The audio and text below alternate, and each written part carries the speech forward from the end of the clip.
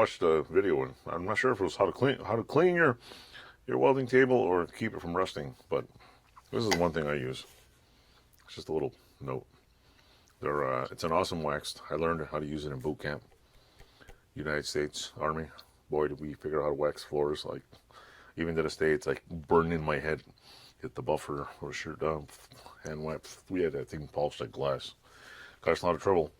We ended up waxing the brigade, what do you call it, headquarters so many times because no one else could do it like us. So we ended up getting called back and called back and called back. So yeah, if you like putting this on machines, try this stuff. Works good. I don't even think anybody waxes floors anymore. Thanks for watching. Don't forget to subscribe to my channel.